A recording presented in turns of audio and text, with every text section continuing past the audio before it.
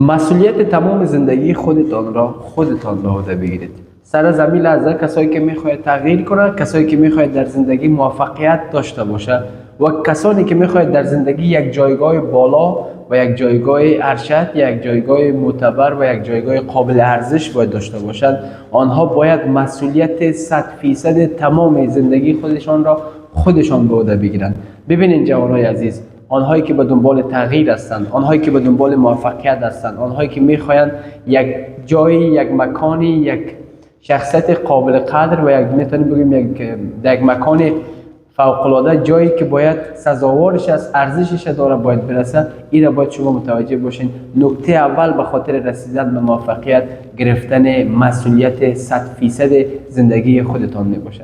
دیگر سر زمین لحظه‌ای که شما این ویدیو رو تماشا میکنین، از ملامت کردن فامیل، دیگران، اساتید و دوستان، اقارب، خویشاوندان دوری کنید و دیگه کسی را ملامت نسازید. اگر کسی را میخواین ملامت بسازید، اول باید خودتان را ملامت بسازید. اگر من امروز 25 سال هستم، اگر من امروز 30 سال هستم، چرا به موفقیت نرسیدیم؟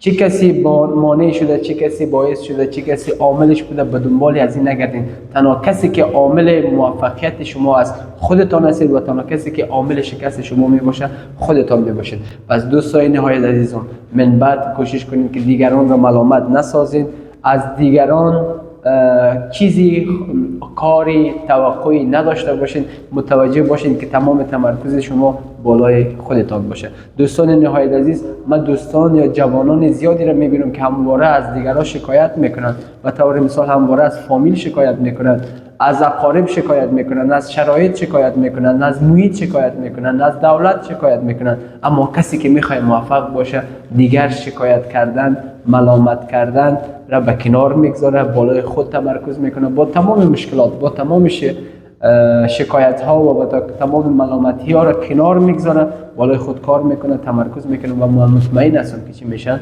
موفق میشن. دوستان نهایت عزیز، یک تعداد جوانای ما در رشته هایی که اصلا دلشون نمیخواین، علاقمندی ندارن، درس میخوانند و گاهی که ما از آنها پرسان میکنیم چرا به طور مثال علاقمندی وجود نداره، انرژی وجود نداره، یا به طور مثال چرا با اشتیاق زیادتر یا اشتیاق سوزان شما این رشته را نمیخوانید، آنها همواره این را یادآور شدن که من مورد علاقه من نبوده و متهم کی را میکنن؟ فامیل را ملامت میکنن یا متهم میسازن. پس نکته که امروز شما باید بیاموزید، نکته اساسی که از این ویدیو شما باید برداشت کنید، سرنوشت خودتان را خودتان به دستان خودتان به گردن یا به عهده بگیرید و زندگی خودتان را خودتان بسازید. امیدوار هستم جوانای عزیزی که این ویدیو را تعقیب میکنن یا این ویدیو را میبینن متوجه از این باشن که زندگی خودشان را خودشان بسازن.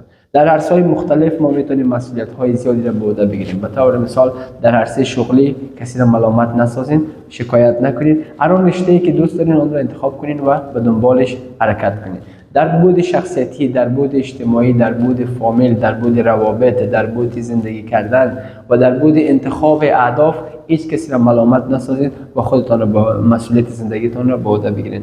خوشبختانه با زمانی که شما مسئولیت عام و تام زندگیتان را خودتان به عهده میگیرید، اتفاقهای خیلی خوب در زندگی شما رخ میده. شکست‌های شما جایشان را به موفقیت تبدیل میکنه، ناامیدی جایش به امید و انگیزه و حرکت تغییر میده، خواب زیاد، خستگی جایش به تحرک زیادتر تبدیل میسازه و من مطمئن هستم یک بارم که شده من بعد سر از زمین لحظه که ویدیو رو تماشا میکنین مسئولیت زندگی خودتان به عهده بگیرین.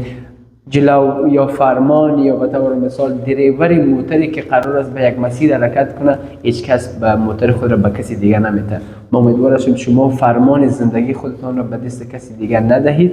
آنها ما مطمئن هستم که از شما کرده خوبتر و بهتر رانندگی نمیکنه، از این موتر یا از این زندگی استفاده خوب نمیتونه، متوجه و مواظبت از این زندگی کرده نمیتونه. پس مسئولیت زندگی خودتان را خودتان به عهده بگیرید.